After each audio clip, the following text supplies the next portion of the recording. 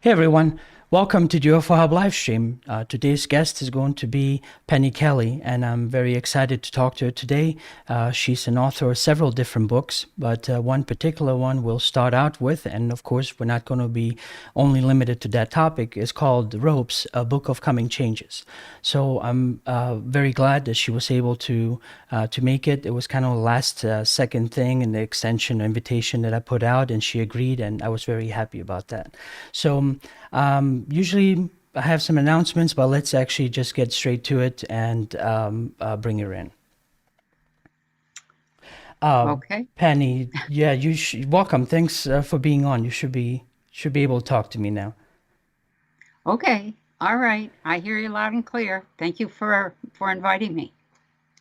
Well, like I said earlier, my friend Michael introduced me to you, and I apologize that I've actually haven't heard from you before, but I'm making it up now by immediately following my highest passion and putting out the invitation. So I'm glad it all worked out. Okay. Yeah.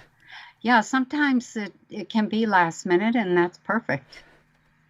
Well, so what I basically wanted to then start out, if you maybe could give us a little bit, some information about yourself, and then maybe about how you started out or how you came about to write the book, and then we'll go from there. Okay. I have had multiple careers. over my lifetime, probably 5 major careers in various fields. I started out as an engineer for Chrysler. I became an educational consultant after that, worked at that for like 18 years, trying to change the school system. And then I became a naturopathic physician. And from there, I really began focusing on writing, publishing. I've always been a farmer and a gardener because I grew up that way. And so now I'm a publisher and a consultant and have a Patreon channel and a bunch of stuff on YouTube and various Odyssey, stuff like that. And I think the thing that triggered the change from engineering, which I thought I was going to be an engineer forever, was a full-blown spontaneous awakening of Kundalini. And when that occurs, it changes everything about your life. And so I ended up with this unlimited, unbounded consciousness. And what you get in the process of dealing with that, which was a long process, is a different kind of perspective, a different kind of awareness, different skill set, a lot of psychic skills, I guess, would be one of the things that is really, you have to learn how to use those skills in a wise way.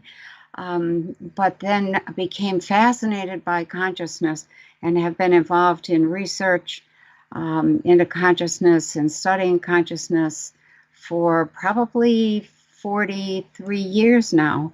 So that's my background. Oh, that's quite extensive. And so, do you mind then going into a little bit now about what brought about the writing of the book, Ropes?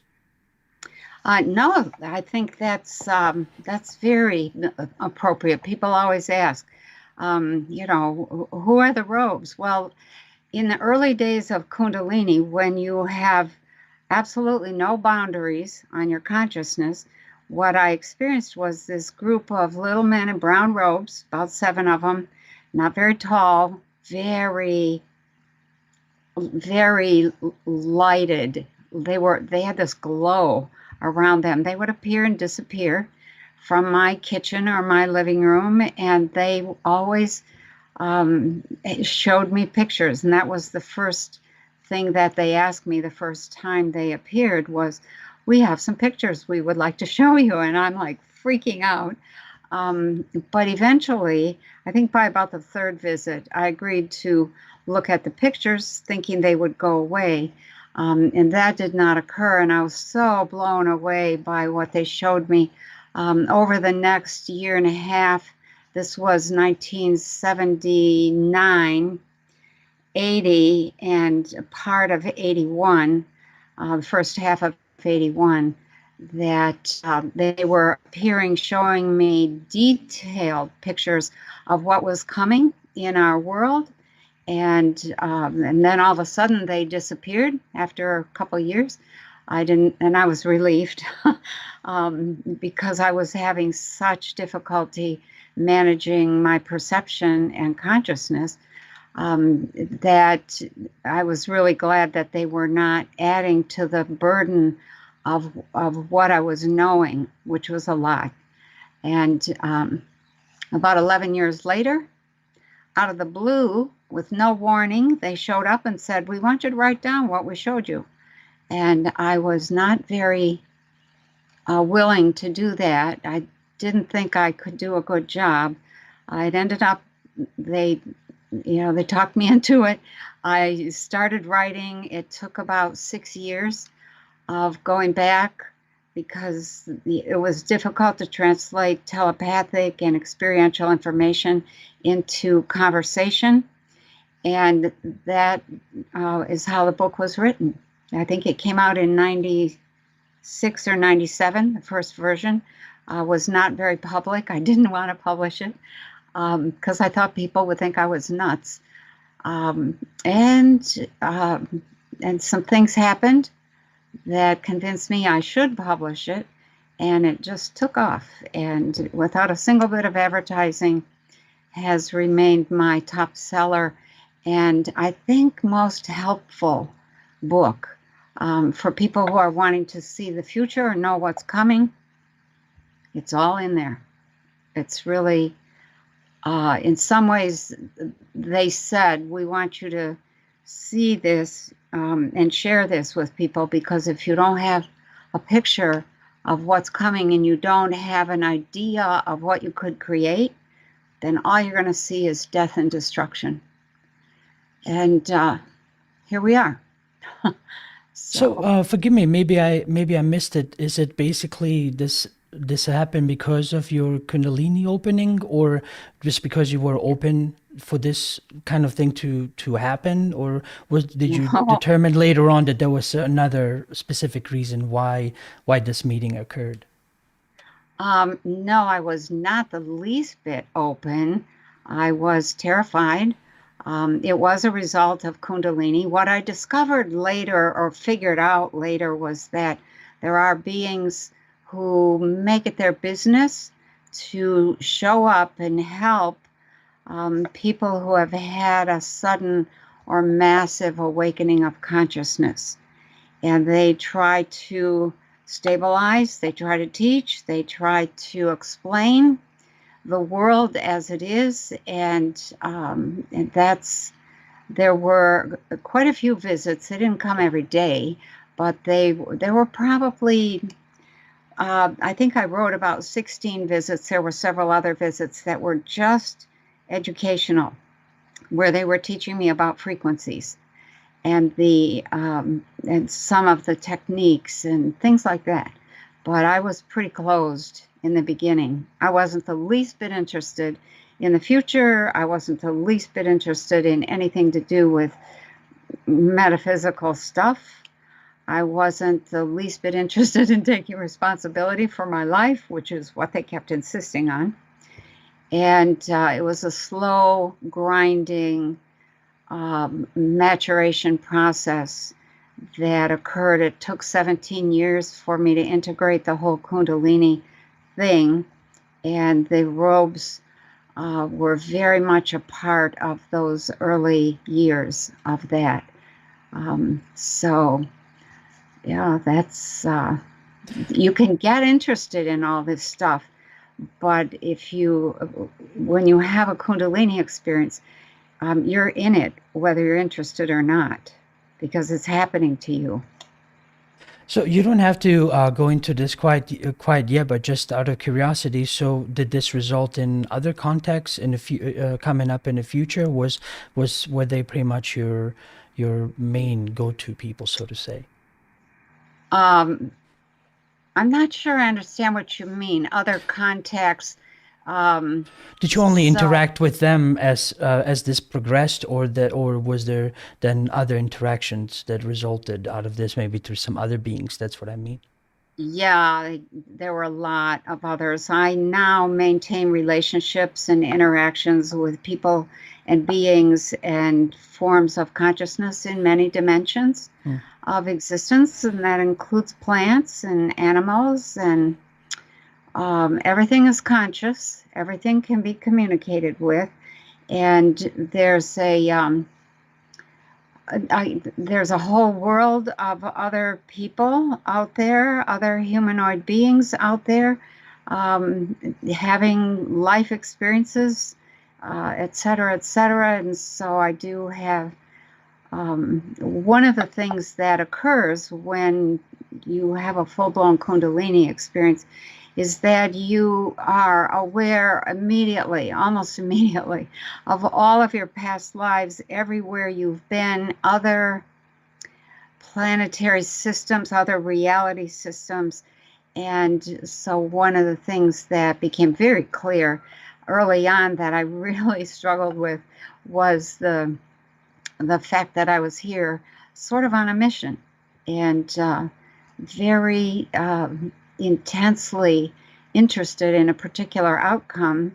And that mission really, if I put it in just a small sentence, it was to teach people about the the mind and consciousness, to teach the world about the mind and consciousness, because we need to expand our consciousness in order to create a different kind of world.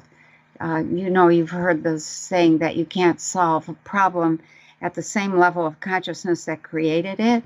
Well, you can't build a new world at the same level of consciousness that created that world.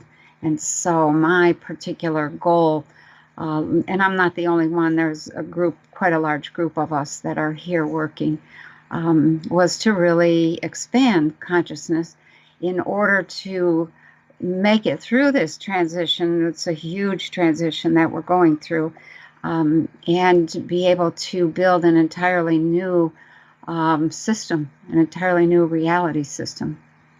So thank you very much for clarifying that. I would definitely get into that with you as well, but I just at least wanted, before we move on, I wanted to ask about that and establish that. So before everyone else starts cussing me out, because they'll be probably anxious about hearing about what it is that they showed you. If you don't mind, please get into as much detail about that as you can. Okay, they showed me everything. It started out, the very first thing I saw was that there was the planet rolled just a little bit. It bobbed around just a little bit, and that caused a huge amount of destruction along coastlines. I just kind of freaked out at that whole thing. And they said in that very first meeting, you really ought to rethink the way that you create power.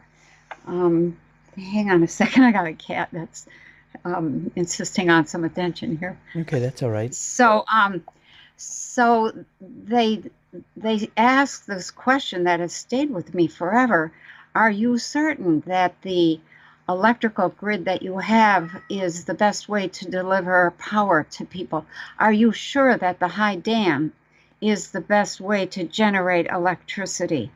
And that was, for me, something that was really very kind of set me back on my heels. It's like, well, what else is there? So we started with this view of what was going to happen, sort of macro Earth kind of thing. And then we went to government stuff, and the United States and the world. And it wasn't good. I saw a lot of destruction. I saw the World Trade Centers going down, and that was like one of the key. And I saw both of the bombings of the World Trade Center, the first one that didn't do much, and then the second one that destroyed everything. And they said point blank, your government is going to go down, your country is going to break up. I saw the regions that would break away first, and it was up in the Northwest. And they talked about the government and what was wrong with it. And they said, another statement that really stuck in my mind was, you've outgrown your system of democracy. You've outgrown your entire organizational system. And I was like, what do you mean? There is nothing beyond democracy, which turned out to be not at all true. And they said the whole thing has been corrupted. It's become unworkable. You cannot expect for a democracy to serve that many people. You're going to have to break up. And that frightened me. That was upsetting. And yet I saw a lot of the details of that. The next subject they went into had to do with laws and how the courts were not working and how we didn't have leaders. And so all of that, I wrote about all of that. And they went into quite a bit of detail about that whole breakup in the government and et cetera, et cetera. They went into a lot of detail about business, and that we were going to be dumped into the lap of nature, and that we would have to become more self-sufficient, and that if we didn't reconnect with nature, we would not survive, period. I mean, they were just that point blank about it. And there were two reasons for connecting with nature. One was because we needed to know how to survive in the lap of nature. And they suggested that all education for children be first about how to survive in the natural world, grow food, build things, fix things, create things, et cetera, et cetera. And the other reason was because nature, we needed to connect with nature because they said she has all the secrets, all of the secrets. And those were the secrets of how things worked, propulsion, everything that we needed to know in terms of working with other forms of material, and that would allow us eventually to get off the planet. There was a lot of stuff that they said about health. I saw what we're going through right now, and the fact that government was going to try to legislate health, and they were going to try to keep us, from doing what we needed to do, that we wouldn't be allowed to get into public places unless we could prove that we had that we were healthy. And I saw people fiddling with paperwork that proved that they were healthy, or they thought proved they were healthy. And that was a disaster, and that did not work in the long run. There was revolt. I saw the revolt. They said, I'll paraphrase it a little bit. There'll come a time when your old people will be so sick and your young people will be so sick, and the people in the middle will be so stretched trying to care for and nurse and keep everything working, that when the time for taxes came around in April, people would just say, don't bother me with paperwork right now. And there would be almost no government left to collect taxes. The government was struggling mightily. And what I saw was that there was no sudden collapse of government. There was this, okay, down, okay, we're back up trying to put some things together, but on a smaller basis. Okay, down again. And then people pulling it back together, trying to make something work on an even smaller basis. And eventually there were regions, all power reverted to the states. In the U.S., all power reverted to the nation states in the EU. And that, all of that, Russia broke up. I saw that. And they said if Gorbachev didn't pull the plug on Russia, then the whole earth was going to collapse, and that we had a chance if Gorbachev played his role correctly and broke up the USSR, and he did. And China will also go, Canada will also break up, and we will have a world where everybody is working to try to figure out, okay, how do we govern ourselves? How do we, what are the common principles that we hold to be universal, that we think are ethical and good, and that we can use to sort of govern ourselves. And what I learned in the long run was that the bottom line for the next level of governance was what the Robes referred to as personal responsibility, and a lot of communication. I saw the internet before there was an internet, and they talked about it as I think they called it the global network. And they said the global network may go down. If it does, put it back up, because this is your means to be able to communicate and to make sure everyone is taken care of. And at the time, I thought, okay, not sure exactly what they're talking about, but I have been on the internet since 1982. Immediately after the robes stopped coming around and my life changed, and I was finally starting to get it together. I joined an internet thing called CompuServe. And that then mutated a whole bunch of times, and here we are today with this massive, amazing communication system that symbolizes telepathic communication among all peoples on the earth. And they said that don't let that go down. That is absolutely essential. If it goes down, put it back up. So there were other things about how we lived as families. The people gathered in families. They called them family business neighborhoods. A huge amount of people left the East Coast and gathered in the center of the country. There was the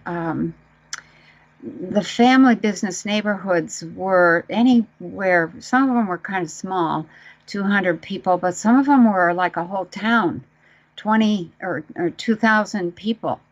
And then there were some people who didn't belong, who refused to go in to work with a family. And these families were not blood related. They were mindset related. And they referred to themselves as families. And they educated their children. There was a whole new medical system. I watched that. I watched the new education system. There were no cars. There were no airplanes. However, there was there were two things I saw quite a bit of detail on. One was this delivery system that sort of snaked through the countryside. It was a monorail with a large box on it that traveled using electromagnetics or something. I think it was electromagnetics. And that you could ship stuff to different family groups, or a lot of people engaged in research. All work was done over the internet. And the rest of it was done in the family businesses, who then tried to preserve some aspect. A lot of new technology. So there was medical technology that was being created. There was chemical technology that was being created. There were new forms of, I didn't say much about this in the book because I didn't think people would get it, but there were groups of people who were working to enhance the energy level of certain materials. And then those materials gave us a doorway into all sorts of new kinds of possibilities and options and technology and things like that. So lots of people were growing their own food. Nobody trusted anybody to feed them. A lot of people we're heading into a period where a lot of people will not have enough to eat. A lot of people died not because they didn't have enough to eat. They had enough, but it was so much less and of such different quality than what they were used to eating. The food system had degenerated dramatically. And so what killed a lot of people was the detox effect of losing 100 pounds and people not understanding how to detox themselves. And there were there was a collapse of the medical system, absolute collapse. So people were on their own for healing, lots of challenges. And then finally, some settling, little bit at a time. And it looked like there was a civil war happening. I didn't say much about that, or I talked about it in very general terms. They called it World War III. and said everybody would be fighting everybody over everything. Too much of this, not enough of that, different ideologies, and very late we would discover that, all of that was just absolutely silly. And so it was one of those periods of time where huge amounts of information were being dumped in about what we were going to go through. And then following that, there was a huge amount of information about what we were going to end up creating, what was possible, the new organizational forms of governance, money, medicine, education, food, relationships, birth and death, all sorts of things. And so the first part of the book is difficult in that people have read it and said, oh my God, this is, too much difficult information. But then they get to the second half of the book and they realize, I'm glad that I kept going, because you need to have some idea of what we could create in order, I think, to get through this period of time. So that's a sort of a synopsis. Okay. Well, thank you for that. That was wow, a lot to take in. So, was Yeah, there it's, a particular time span that you could maybe draw from that, from when you were first given this information leading forward, and maybe if you could tell us maybe at this point, at this juncture, where we're at? yeah. Okay. So all of this was being shown in 79, 80. Well, actually, most of it was 80 and 81. And they've said the difficulties will be increasing. You'll see the signs, which I did. And you can't say anything when you're years ahead, because people are just like, would you shut up? You're just such a downer. They didn't want to hear anything. They didn't see what was unfolding. But they said, the Robe said, starting in 2015, it's going to get intense. And that is going to increase until 2021, when you will reach the peak and will collapse after that. Following that, a lot of death, a lot of people leaving. They said most people, there was a lot less people. Most people will leave in the first 25 years of the new millennium. So, this was back in 1980. So the new millennium was still 20 years away. And so we're now 21 years into the new millennium. And the peak of the fighting, Civil War thing, I mean, there was a lull, and then there was a Civil War kind of thing that started in 2025, roughly. They said, give or take 2 years, either side of that, if we were foolish enough to do a war. There were also serious threats of wars from other countries, Russia and China. And so that had to be dealt with. And by about the end of, I'm going to say by 2050, everything was different. We had settled down. I think they didn't ever, excuse me, they didn't ever say exactly when and if the planet was going to roll around.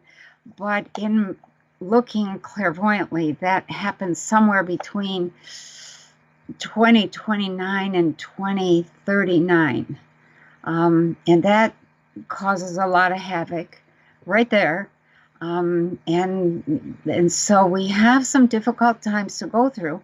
And that's why it's really, really important to expand consciousness and learn to focus, learn to create, learn to move up in terms of your own wisdom and power, etc. And I think we're entering now into the most intense period, which was 2021 to 2027. And then Another little bit of a break in terms of planetary stuff then starting up. And that sort of brings everybody to kind of like, whoa, we need to work together. And I didn't say this in the book, but there were others from other places, other planets that are not only here, but that have come here specifically to be of service. There's some that are here to take over, or were here to take over, but there are others here to help. And that we needed to expand consciousness so that we could, the way they put it was so that we wouldn't faint when we met other energy systems, beings who had a different energy system, and that we needed to quickly expand our understanding that many things have been hidden from us. In order for the people who are trying to take over to actually succeed at that. And they said, the robes said, it will be up to you to make sure that doesn't happen, meaning we the people. And I think we're winning. It doesn't look like it yet, but I think we are. Looking, at what's happening under the surface and behind the scenes, we're winning. So that's kind of a timetable. By 2050, I spent some time in 2050, looked at what was happening there, the houses, how people lived, relationships, all kinds of things. And then 2080, I could see how things had evolved in just 30 years. And then in 2413, which was, I think, after a nuclear something or other had happened, we are not past the nuclear threat until at least 2250, maybe 2290. And then we really start evolving in a very rapid manner as a population, as a civilization. So, and we have a specific goal. We have our particular humanity, our version of the humanoids has a very unusual kind of destiny, and that destiny is to maintain physicality and develop the whole spiritual set of gifts. So we become semi-physical and semi-spiritual. With all of the enjoyment and the intensity and the goofiness that being physical entails, and all of the power and the wisdom and the grace of full spiritual development. And all of that is built into the human, and that's what the awakening of Kundalini starts that process happening. So. And so is this something that I guess, they encourage, or what you saw, that part of that responsibility, self-responsibility, to start going into that direction, to be more spiritually connected to who you are. But before I even ask that, I do have some quick follow-ups real quick. So generally, was this what you saw mainly in the United States, or was this a worldwide thing, that whatever the United States is going through, that every other country on the planet will go through as well? And then also regarding this connections from these ET visitors, that I guess if they're not that influential or anymore like they used to, are there any others that would be potentially interacting with us during that time? Okay, so first question, it does involve the entire planet. The question that we have to answer is, how do we come together as one without coming together as a new world order kind of situation? Okay, so we have to we have to stop the wars. We have to start to take care of everybody. And we have to begin to think in terms of every plant, every animal, every human, and the rest of the solar system as well. So that's a tall order. And then there is no point, excuse me, there is no point at which we can say that other people, other humanoids, regardless of race, are not involved with us. Because our goal is to really get an invitation to have a seat at the table of what I'll call the Council of Worlds, or some people call it the Galactic Federation, some people call it the High Council, some call it the Universal Council, different names, but there's a working group of people that are telling us, hey, you can't join this council in your present condition and with your present attitude and your present level of knowledge and your aggressions and your tendency to create so much waste. They really don't like the amount of waste and the way we've messed up the planet and are fixing to mess up the atmosphere, out in space around the planet with a bunch of junk. And so all of that is really stuff that I think we haven't even begun those relationships yet, but they're coming slowly, steadily. Not enough people really are aware or have expanded consciousness enough to be able to take a deep breath and, if some being from elsewhere were to show up, even though most of those beings look very similar to us, a lot of them, there are some that do not. And they are something that triggers this automatic reaction of, what the heck is that? And we can't panic. And and that's, we are known for shooting first and asking questions later. So that's something that ETs, I'll call them ETs. Lately, I've been calling them OPs, other people, really don't want any part of. They don't want that kind of violence directed at them, and so they just stay away. So, but there's going to come a time when we need them in order to survive. Well, thank you for clarifying that. So then going back to the very first question then regarding this, because most of the time, I know in my own personal experience, it's always through a hard time that forces you to look for alternatives, to look at things differently and kind of grow from that. But not everyone necessarily kind of takes the lessons or approach to do it in that way.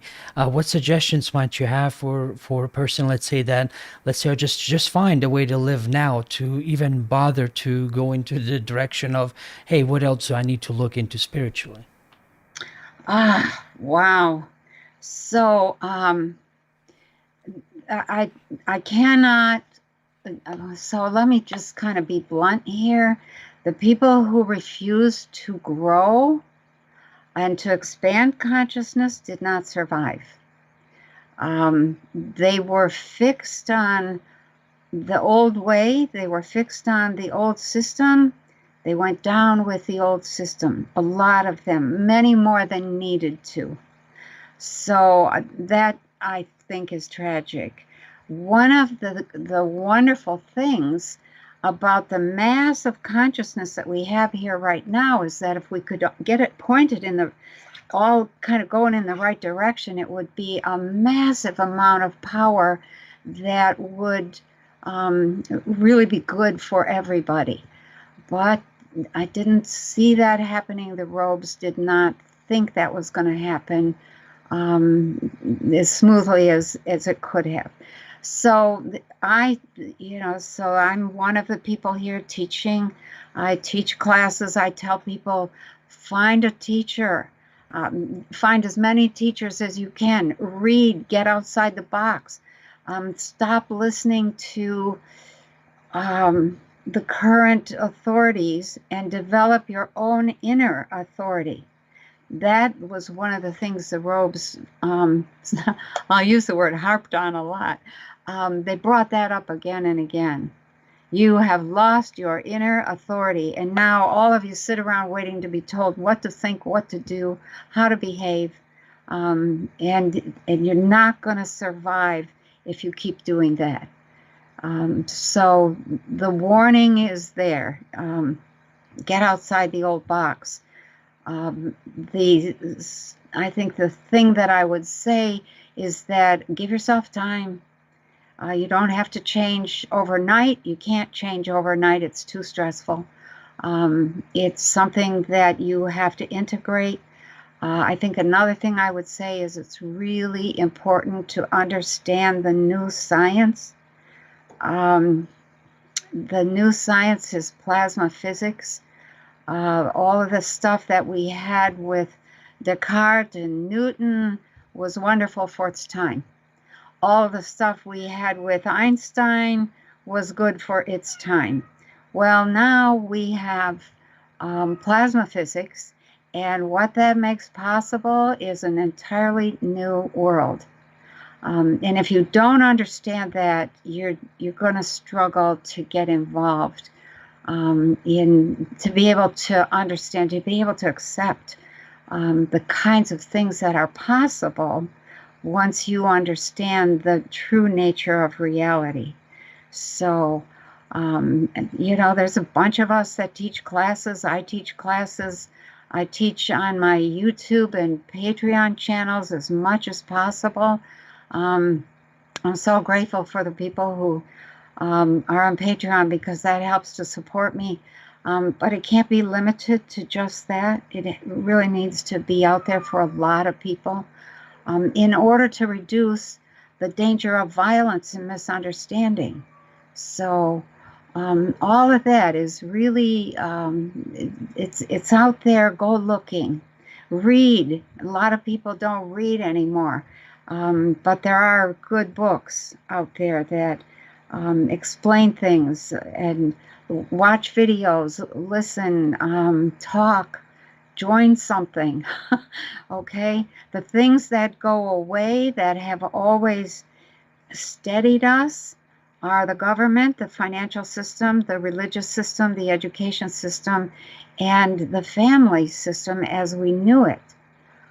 Wow. You need something to hang on to.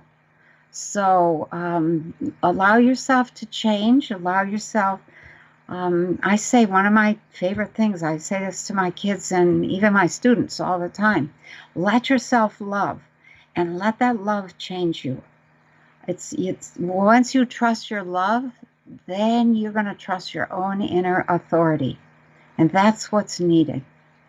So cooperation is the basic nature of reality. This whole thing with competition, it's going to go away. It is going away now. And people are beginning to see the need for others and cooperation. And some of the lockdowns have really taught us how valuable other people are. So, We Penny, need one another. what I wanted to ask, so not necessarily regarding lockdown specifically, but is there any kind of interference or foul play when it comes to these ETs and our current situation now that you might know of? Or is this way kind of out of the ballpark? What I'm asking. No, there's no there's no general knowledge of this, but it is something that. So I'll just say this, and then I'll explain a little bit more. Part of my mission here was to counter the colonizers who are trying to take over the planet. Okay? As long as people are not awake, as long as people do not have the power of their own consciousness at their fingertips, they don't have a snowball's chance in hell to resist or to overcome or to see what's actually happening to themselves. And that effort, that colonizing effort, was very old. It was a long-term effort. It's usually hundreds, if not thousands of years. And that effort was right at the point of success. And they have given up. They're realizing they're not going to get the takeover. The people at the top, meaning the ETs at the very top who were running things have left. But it's like I say, and have said in some of my Patreon videos, and I think they might be on Odyssey and BitChute and YouTube as well. One of the first things they do is find humans, and in fact, they create humans that are pathological. They interfere with family events and structures, and that creates often children who are not raised well. They don't have what they need. One or even both parents are missing, and that then creates difficulty for that individual. Or they will appeal to the basest, worst tendencies of an individual, and that individual becomes abusive to their children, or sexually abusive, or emotionally abusive, or verbally, and that creates pathology. So long story short, they end up creating these individuals that they then kind of pull in, and then they begin looking for others who have pathological tendencies, psychopathology, sociopathic, personality disorders, and who are willing to hurt others, and who can never be filled up. And so they end up creating many, many layers of humans who are all fed the same story, that they're going to have power and money and control and everything they want. And if the colonizers at the top decide that it's not going to happen, it's not going to work, we weren't able to pull this off, they pull out, and we're left with 40 levels of corruption that we then have to deal with. And the result in almost every case, which we're trying to get around here, is that the people end up tearing themselves apart, and they go down. They go down because the 40 levels of layering that are above us are all the businesses, all the corporations, all of the religions, all of the banks, etc. And when those go away, we're left with nothing. Okay, and I was going to ask if you meant like if these people are in the higher up, or do they kind of just create them and let them loose in the general public? That's why I wanted to ask it to maybe clarify. No, the colonizers stay in position at the top of the food chain, I'll call it. They stay there until it becomes obvious that they've either won or they have not won. But the people they create, is it just kind of like what we know, the upper percentage, or could it be a mix? It is. They usually create that 1%, the elites, and that really after the colonizers, who usually have the expanded consciousness and the tools and the technologies to push the takeover through, that when they pull out, they take their consciousness and their off-planet support, and they take their technology and everything with them, and the people left are left. They fight it out. And they end up taking one another out and us with them. So the whole thing collapses. But yeah, the goal that's the screen that keeps us from ever knowing who's really pulling the strings way up at the top. We're really very ignorant of all of that process and how it works. And so you might not, so you wouldn't necessarily know whether or not let's see this plandemic, I should call it, if it was actually planned out, ahead of time, or by these beings, or what are your thoughts? Can you maybe speak a little bit about that at all? It is planned out. That's one of the classic ways of getting control over everybody, getting the mind control in position. And so they create some kind of disease, imaginary disease, and then they introduce um, the solution to that disease, and that solution is where you're hooked. Now you're in their system, and they will go to great lengths to map out and plan out every detail. I wrote a book called Trump, the Sting, the Catastrophe Cycle and Consciousness. It's Consciousness and Energy, Volume 4. So I have a series of books, and this is the fourth in the series. And even though I'm not at all at this point trusting Trump, it's in the front of that book. I list all of the things that are typically done to ensure control of the planet, and you'll see how comprehensive it is. It's not accidental, and it's not a small effort. It's huge, and it's very detailed. Everything that makes any difference is something that they are managing. Is there any way maybe you could go a little bit into some of these things, if you don't mind? No, I don't mind. Hang on a second. Hold on. Let me just go get the book, and I'll read a couple things out of it. Okay? Okay, that's fine. What I'm going to do, just real quick, while she does that, I just want to remind everyone here pretty soon, after a few more questions, we're going to go into question and answers. So you can, if you're in chat, whether on Facebook, YouTube, or Twitch, please make sure to put 3 stars before your question, so that way the question is directed for Penny, and I can read it for her. If you would like to ask a question of Penny directly, you can log in through Telegram and log into the voice chat that's going there right now. Then simply tap the button that's in voice chat, which is a little fella that looks like raising their hand, and that means that you want to ask a question. I'll put you in the queue. And as always, like with every guest, all the links and everything that Penny is involved in are available in the description below, and I encourage you to go and check it out.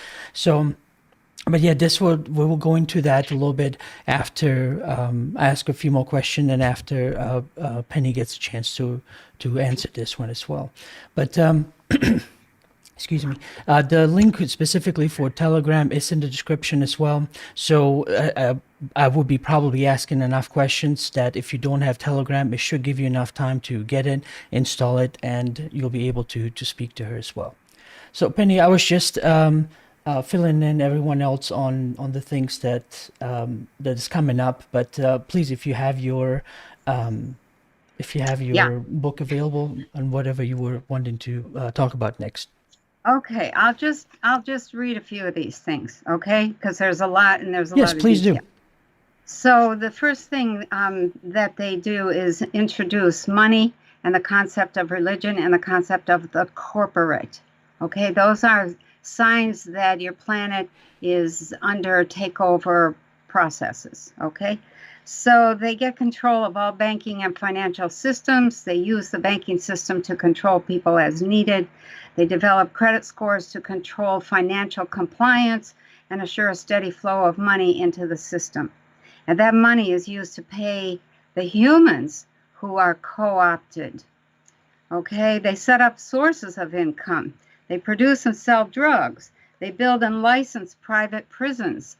And then they put people in those prisons to work for a nickel or a quarter an hour, 25 cents an hour. They develop and extend the flesh markets. Those are mercenary soldiers, are considered part of the flesh markets, sex slaves, pedophilia markets, child sacrifice, organ markets. They begin the slow process of moving whatever the power center on the planet is, they move that elsewhere. They find weak people without ethics or morals, put them into power or into agencies, and then direct their votes and decisions. They gain control of media, absolute control of media, and the social narrative. They pass laws that make it legal for the media to print lies and propaganda instead of news and facts.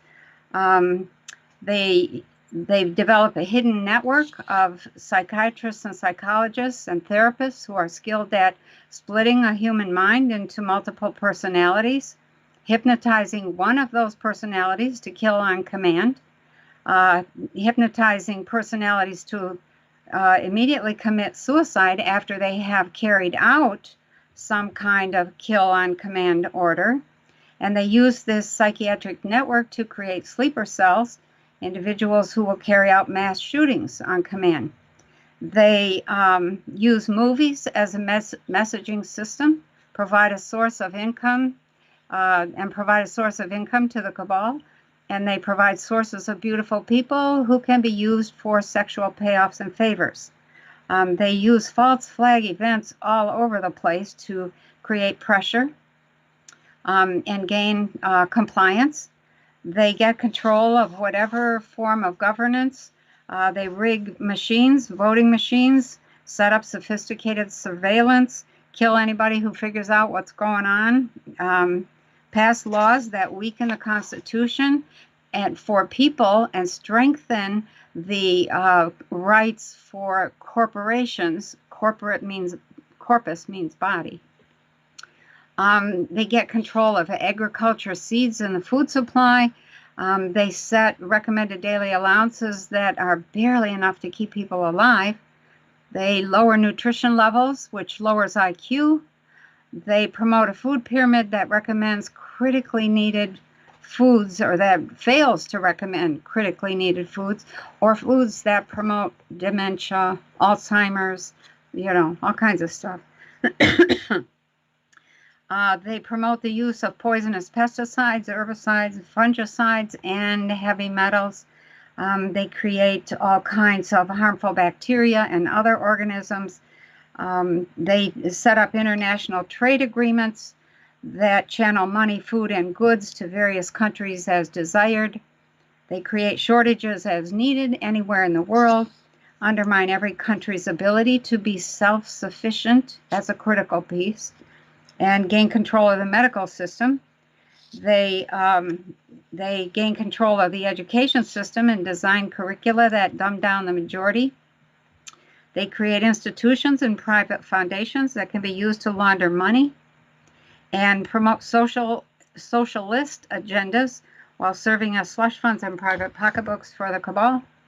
And when all that is up and running well, they embark on the final initiative, which is collapse as many national borders as possible, get control of the leadership in several countries in order to use them to threaten the rest of the world, start wars as necessary, create massive destruction of cities and towns, encouraging refugee movement, insist on laws that are contradictory to cooperation and that start wars, and they carry out all kinds of secret agendas, and publicly label anybody who won't cooperate as a rogue country. And when these indebted countries can't pay back loans, force those countries to turn over all their natural resources. And at that point, they have everything. They have control of everything. So that's called the plan. It's a plan that is commonly used to take over a planet, and the people of Earth were not aware that any of this. I mean, some of us could see what was happening, but it's really difficult to put it all together unless you know the plan, the usual agendas for takeover. So that's it. Wow, that's a lot of, actually all of them hit home. I mean, especially I always stay informed about a lot of different things, and throughout the 20 years, all of that you can definitely see. I mean, even if you don't really do the research, you can just by listening some of the things you're pointing out, I can definitely see, you know, those in society happening, you know. Yeah, So earlier you it's mentioned, so is there, I mean, you said that they're losing in this sense. So what's been happening that's basically kind of changing this tide of for us? okay. So what's happened is that um, So I got a message, and I think this was back at the beginning of July, toward the beginning, in which I was told. So let me back up a step. I have to explain a little bit more. Last year, I was focused on, wow, what's going to happen? Everything is falling apart, and I was trying to see clairvoyantly, um, why is all this happening? What is this about? And I ran up against this white wall. Now, the white wall is a signal to me that says, stop. Don't go any further. Don't say any more. Don't look any further. Don't, there's a big lesson here. It's usually a core lesson, life and death. And if you fail, you die. If you succeed, you have a chance to live, but there's a lot of work associated with the new life that has to be built. So I see this white wall. I reported it on my Patreon channel and said, I saw this break in the clouds that was, I think we're going to be okay, but I saw this white wall that said, don't say anymore. So I was holding out this, we got something to hang on to here, but there's a big lesson involved here. What is the lesson? You need to be asking yourself, what is the lesson behind this white wall? So then nothing came around that white wall until July. I think it was July of this year. I was suddenly approached by some of my own people who are not from planet Earth, who said, go ahead and tell people what's behind the white wall. And I was like, what?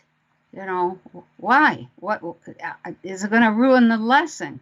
And the answer was no. Enough of you have hung on. Enough of you have held this space of love and understanding. Enough of you have refused to become violent. There was a whole string of things that were listed that said we had earned the right to know what was behind the white wall. And the white wall was that the people who had been up top had left. And that the colonization effort was going to fail. Now, that didn't mean that we were home free. That didn't mean that we wouldn't have to work our way through the colossal mess that has been created. But it was enough to hang on to say, okay, you're winning, keep going. And that was the message they wanted us to understand. And, I cried and was like, oh my God, I think we're going to make it, that kind of thing. And so that core change that has to be understood is that we are not alone in the universe. We are responsible for what happens on our planet. We must come together and cooperate as one voice, one people, not duplicates. This is not hive mind kind of stuff. This is people who cooperate and who celebrate diversity and cultures and all sorts of things and share in order to move the evolution of consciousness forward. So that's where we're at, and now it's September 3rd, and we have a lot of uproar that's coming, and we have a lot of people who have not seen what's happening, what's going on. A lot of people who have been conned into taking in injectable material that is not good for them, and they're gonna have to pay attention to their health a lot. And so we're at the point of don't give up, don't quit, don't sit down, don't back off, keep up the pressure, keep moving forward.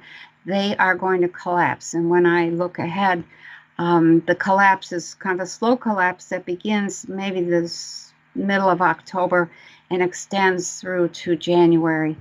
And we have very little left of our United States at that point. So, So you mean the collapse of just this whole storyline, or you're talking about more of a physical collapse? more of physical collapse. It is the government is not working. The people don't want the government, and they're not listening to the government. The medical system is not working. The education, nothing is working. The financial system is not working.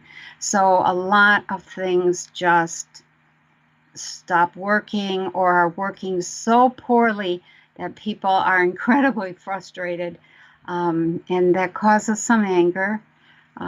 So be patient, people. Be patient. You mean We so have a, between now and next year of January? yeah, there's a lot of I'm going to call it uproar, a lot of chaos, a lot of confusion.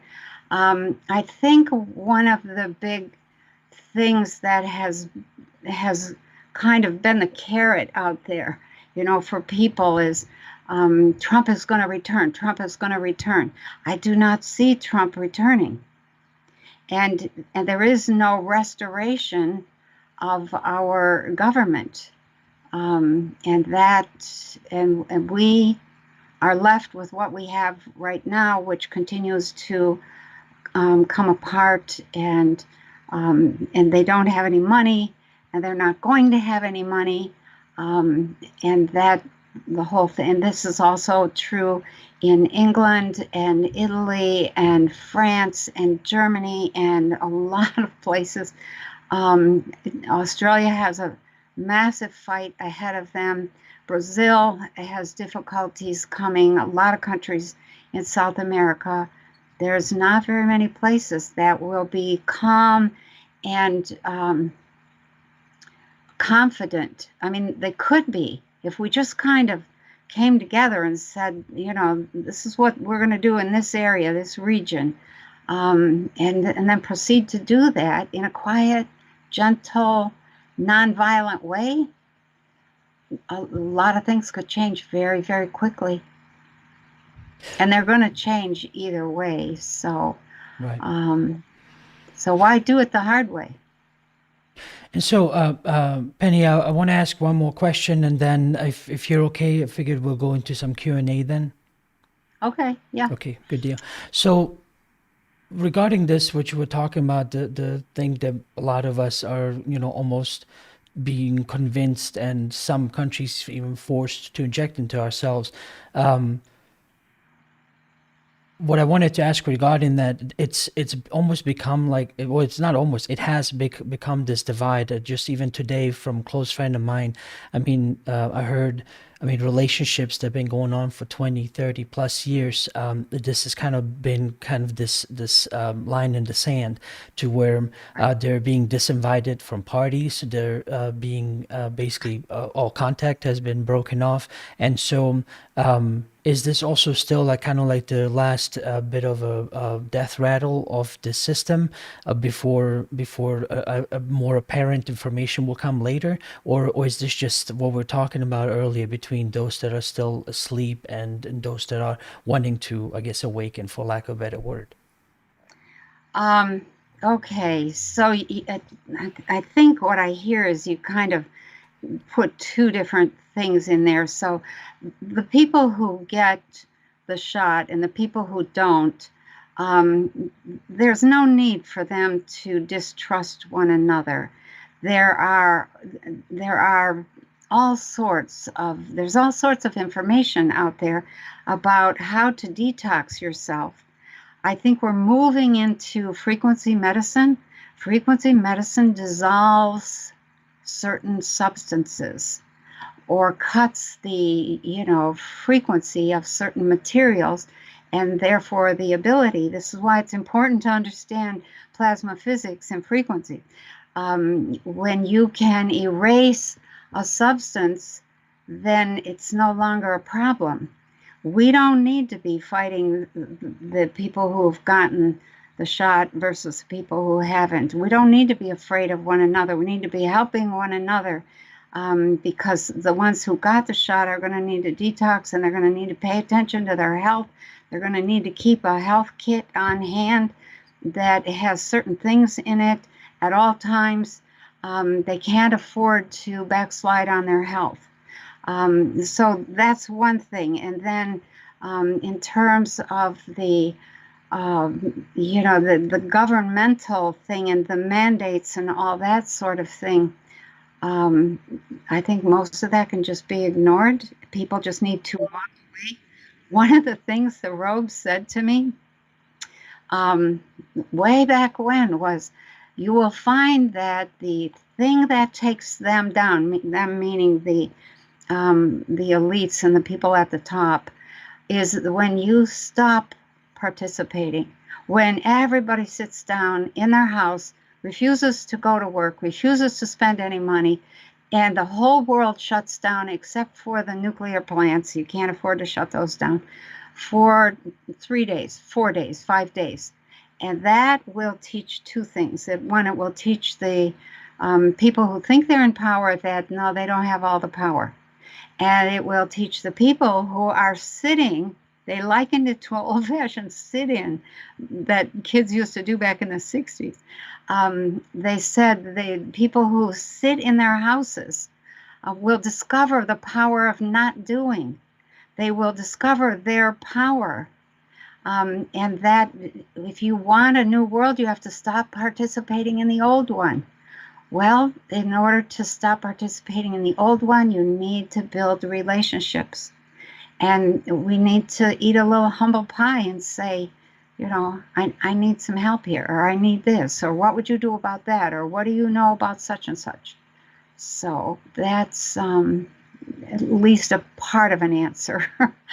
So, Penny, thank you for that. That was great information. All right, so let's for all those watching, we're going to go into Q&A now. So both options are available. Telegram, if you log in there, join the chat, raise your hand, and I'll add you to my queue. And for those that are submitting questions in chat, please make sure to put 3 stars. Basically, I guess it's shift 8, 3 stars before your question, so that way I know it's not just you chatting with each other, but a question for Penny instead. So Penny, the first question I have here is from Rocks in Space, and the question is, how can I meet the ropes? oh, wow. Probably not going to. They don't come around for, I was going to say for frivolous purposes, but I don't want Rocks in Space to think that he or she is frivolous. They only come around when there's an emergency awakening of consciousness. These little guys were very intense. I have not seen them or interacted with them since they convinced me to actually publish the book once I had it written. So there have been 3 periods when I've dealt with them. One was when they were showing me all the material. The second one, they asked me to write a book, so they said they thought it would be helpful for people. And the third time was once it was written, 6 years later, and I said, I'm not publishing that thing. People will think I'm crazy. And they showed up, and I realized, okay, I really need to publish it. So I did. I do know there have been quite a few people around the planet who have contacted me saying that they had met or been visited by the little men in brown robes. You can invite them. I think they don't show up just for afternoon tea. Okay. Thank you for that. I think this next question part, I believe you already answered, but I'll read it out anyway. Peace on Earth is asking, what can we do to help the people in Afghanistan? And also, how do we help the people who will get sick from the vax? Thanks. Okay, so one of the big lessons from the robes was that natural law is you take responsibility for yourself. So if you are in the US and somebody over in Afghanistan needs something, you can send good wishes, you can send help in terms of good thoughts, because we communicate, all of us, telepathically all the time. But unless somebody from Afghanistan crosses your path, there's really not a whole lot you can do. You're supposed to focus on where you are. Your heart, I know for my own self, I have spent a little bit of time sending, beautiful, loving light to various places in the hopes that it would help. But the focus, according to the robes, is right in front of you. The focus is on what are you doing with your relationships? What are you eating for food?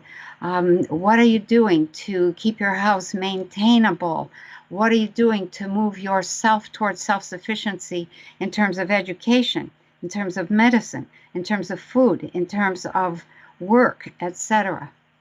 Those are the things that each of us should focus on, unless and until someone from Afghanistan is in our face and we have to make a decision about how we're going to respond right then. So, does that make sense? Thank you, Penny. The next question is from Sarah, asking, the other people you work with didn't think we were going to make it. Have they changed their minds yet? Yes. Yes. I did have some argument with them. They said it was too late.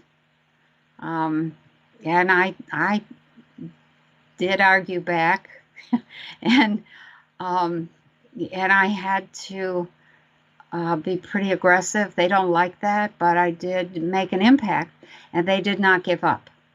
And they have since said, it's we think you're going to make it. Don't stop now. And I've gotten that message more than once. Don't stop. Don't quit. Don't back up. Don't back down. Just keep moving forward in a nonviolent, I'm doing this and I'm not doing that kind of way. So. Okay, thank you. The next question is from Jason's Works. Are the mantids at the top, and they control the reptilians, and they control the 13 bloodlines? That's pretty accurate. They are, I'm going to say they are part of the team that came here to colonize. Colonizers from other places in the cosmos or other places in the galaxy usually work in teams. And there'll be a decoy, and then there'll be a sob story of some kind, and then there'll be some sort of coordinated effort. There's 3 or 4 groups of people that have been here working to colonize us, but when one of the team pulls out, they all quit. So, and we're left holding the bag, so to speak. But that's pretty accurate. They are one of the 3 top teams, and then there's a 4th that works as kind of the decoys. Okay, thank you for that. The next question is from Walt Apple, asking, Penny, when did the colonizers decide to bail out? What was the turning point event in our history? I don't know when they decided to pull out, but the actual pullout began, I think, in May, June of this year, and was in full swing by July. So that's when I got the message that they had pulled out. The next question is from MM. What is the timeline of the demise of the corporate system? Thanks. That's up to us. That's not something that can be deliberately predicted because we haven't taken action and we need to. The corporate system really has to be transformed from one based on competition and solely on money to one based on production of goods and services that people need. So the goal, and this was one of the things that Robe said, was take what you learned from corporations and apply that in the new form of business. And that is what we learned is how do we work together across and around the entire planet? How do we work with people in other places? That's what corporations have taught us, is how to coordinate a lot of stuff. And you just need somebody with some of those skills to stand up and say, well, come on, these guys over here need this, these people over here need that. Let's see what we can do. And it starts. It's just that simple. Somebody takes the initiative. Great, thank you. Teresa is asking, when approximately should we move from the Northeast New York area to the higher grounds? Thank you, Penny. Much love. Wow, that's, I don't like to tell people where to go or when to go there. But if it were me, I probably would have started a year or two ago. It's from here on out, it gets riskier and riskier. So just start, just make a move. Just don't do anything wild and crazy. Do what you can. Decide, to make a surveillance trip or a surveyor's trip or whatever, and just look around and see what's out there, what's possible. And every town has a certain energy signature, and you will feel that when you go through those towns, and pay attention to that. So, and then start moving yourself. Okay? Great, I thank would you. definitely be out before 2025, because I myself personally would want to be out already. And if I were still there, I would want to be out by the middle of 2022. So, Great, and thank that you. does not give a whole lot of time to change your life and turn it upside down. Kate Hempstead, I just want to mention, she's also asking a question, but it was also a similar question to when did the colonizers basically abandon, and you already answered that, but I just wanted just to quickly mention it on the air. Okay. Linda Cromer is asking, you mentioned Pacific Northwest early in the program, rough place to hang out in during all this, Earthwise or politics. Texas better? Texas is okay. Texas is good. The Northwest is going to have to be completely rebuilt.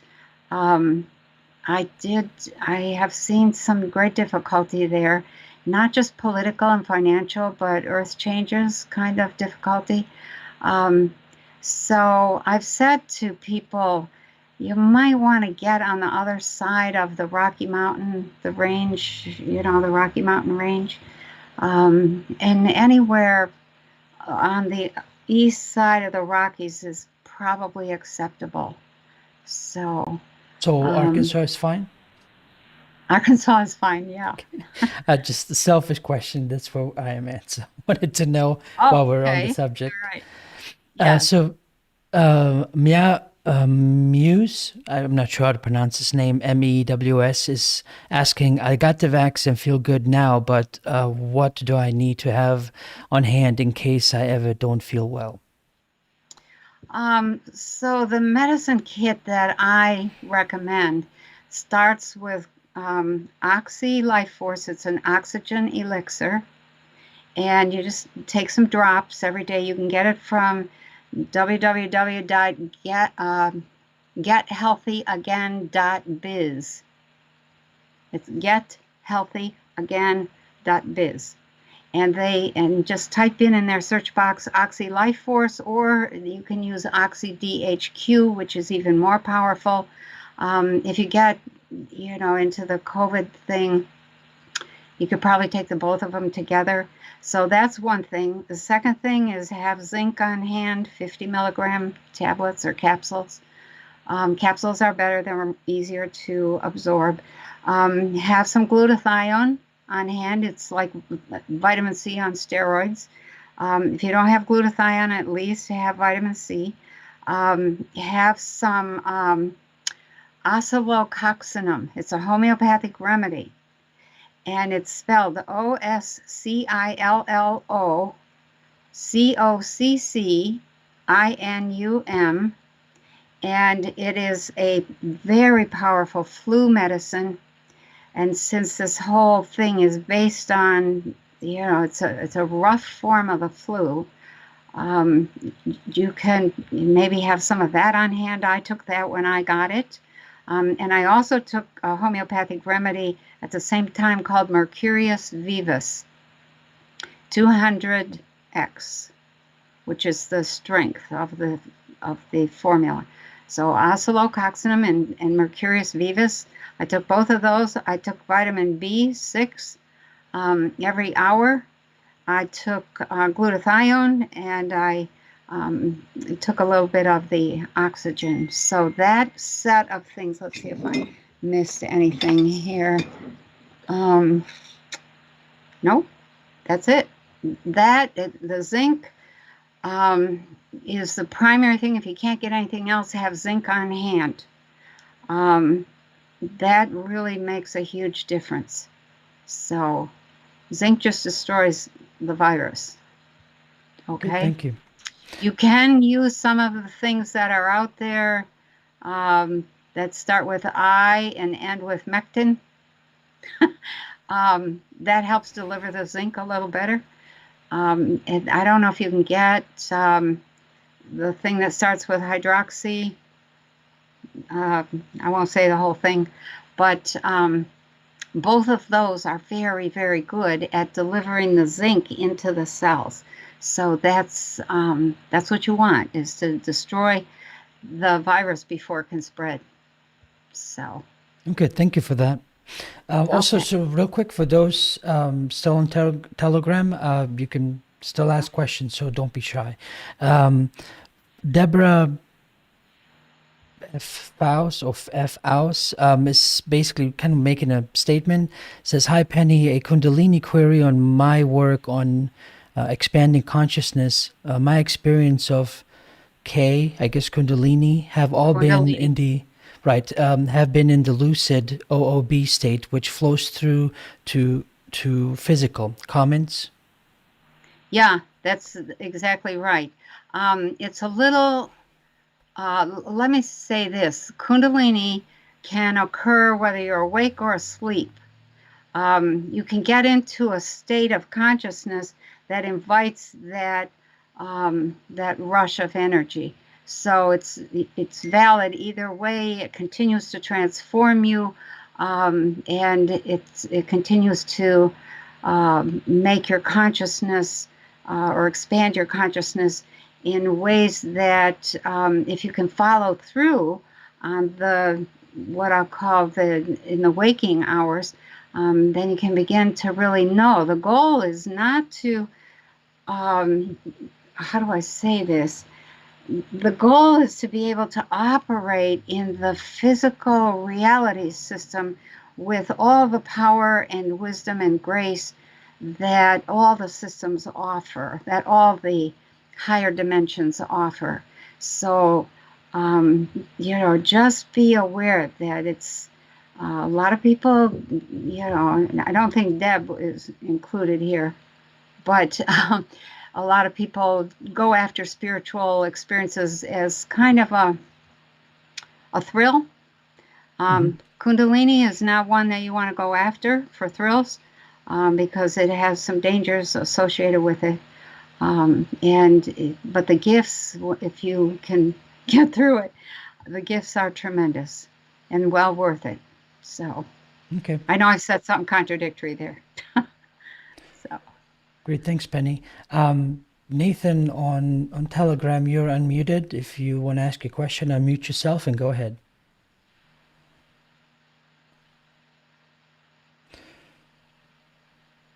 Okay, maybe. Oh, there he is. Hello, can you hear Go me? ahead. Yep. Oh, yes. yes. Hi, Penny. Thank you so very much for all this wonderful information you're sharing with us. Oh, you're welcome. My question is, if you know somebody, or if somebody has gotten the jab and for want of a better term, has buyer's remorse. Do you have any recommendations of what they could do to sort of reverse the effects, or maybe clean it out of their system before it really makes too many major damaging changes? Yeah, I think the most important thing is to begin some kind of detox. Detox is really, really important. The body will immediately begin trying to get rid of any any heavy metals. And so the body is one of your allies here, not your enemy. So just know that that's going to start immediately. The thing that will speed that up tremendously, including getting rid of other heavy metals, is taking zeolite, DHQ, which you can also get from gethealthyagain.biz, which I mentioned just a few minutes ago, www.gethealthyagain.biz. And zeolite with DHQ in it, very, very powerful. And zeolite clamps onto metals and just ushers them out of the body, doesn't let go until they're out. And even then, I don't know if it lets go. But that's one thing. The thing that I think is really important is maybe to do a liver flush, because the liver is going to try and collect some of that stuff and in order to get it out of the system. But once it's in the liver, you have to get it out of the liver. So that's a second thing. Another thing you could maybe consider is doing, it's much more expensive and it's much more involved, is to do CMP or DMPS chelation. There are a few places, not a lot, that do that kind of chelation, but it's very powerful. And keep yourself clean. Don't get another shot. Okay? That would be my advice. Thank you, Nathan. Thank you, Penny. Penny, real quick, we are at the hour and a half mark. I wanted to ask, would it be all right for maybe 2 more questions? Okay. Yeah, we can do 2 more. Okay, thanks for that. I appreciate it. Yeah. So the next question is, if I can scroll down here, STVJNS. I'm sorry, I can't pronounce the name, but the question is, what about the U.S. military? Part of the Trump story is that he was brought in to play a role in this plan that had been long ongoing. That is correct. The assumption that I made, I mean, all of us have been conned, and I'm just like, oh.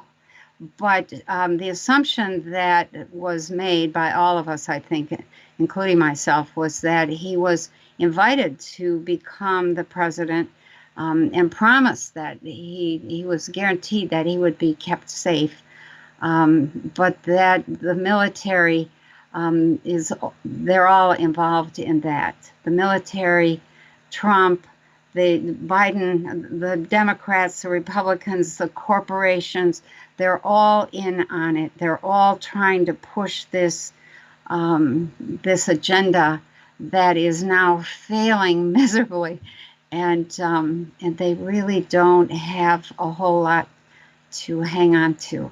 They don't have. Let me not aggravate the military. Let's just say that the military that we see is somewhat compromised. I think there are parts of the military that are not compromised, and that is where our hope is. And none of them have the kind of weaponry that OPs have. So we want to make friends with OPs, with other people, other humanoid beings. Okay, and then the last question, there's many more, but I certainly appreciate you taking the time and already spending as much time as you already have. I'm very grateful for that. Nick is asking, basically, hi Penny, you included China in the fall down. Does that mean that Chinese Communist Party will dismantle, or rather in some part of China, for example, Tibet separating from China? One of the things that the robes showed me was this massive wave of destruction and revolution in China. The Communist Party just got swept away. The whole country practically got swept away. They were the last ones to go. They were the most fearful. And I just want to say this, people, fear is the result of believing in illusions. Once you begin to get real and you begin to see what is, and you know what's going on, and you know what you're up against, then you can begin to organize yourself, rethink, plan, prepare, make some changes, long-term, short-term, and medium-term plans that make sense. If this, then that. If that doesn't happen, well, we'll do this. That should be done. Families, friends, people of like mind should begin doing that process. Get together and make lists. That's the simplest way. The list, well, what do we need? What do we do with this? Where do we get that? Who do we know produces such and such? Who's got what skills? Those lists are invaluable. They become databases of information. So I think I'm getting off track with the question, but yeah, just start. Just start. Okay. Great. Thank you, Penny. Well, certainly with as much information as we heard today, certainly this is not all of it. So as always, I encourage you to check out the links that Penny had provided below to her Patreon, to different websites, and it's all in the description. And Penny, thank you again very much for being on. I really appreciate it. And so before we finish off, I want to give you the last word to finish off with whatever message you would like. Okay. So let me repeat what I said. When you are lost in illusions, you will be fearful. So try to let go of those illusions and deal with what's right in front of you. Don't make it into something more than it really is. Stay with what's real. Begin to read or listen or expand. Probably most of you people are already quite expanded in terms of consciousness. But keep going with that effort. That's really, really important. Put some time into thinking about the kind of world that you want to live in, what you want in terms of governance, what you want in terms of food, what you think you'd need in terms of medicine, friends, housing, education. The whole world is waiting to be renewed, regenerated. So, let's come together and do that. I think it'll be not only very interesting, but a lot of fun and very productive. Well, Penny, thank you for that. It's been great. I hope that in the future we can do this again sometime. And again, I appreciate you for coming on very much. And I'm sure everyone else found it very informative and definitely different angle to the general story about our planet. So thank you for that. And so everyone else watching, tune in next week on Wednesday. We're going to have open lines at 7 p.m. So I'll see some of you there. And Penny, thank you again, and we'll talk soon. You're welcome. And thank you, everybody, for joining. All right, take care, everyone.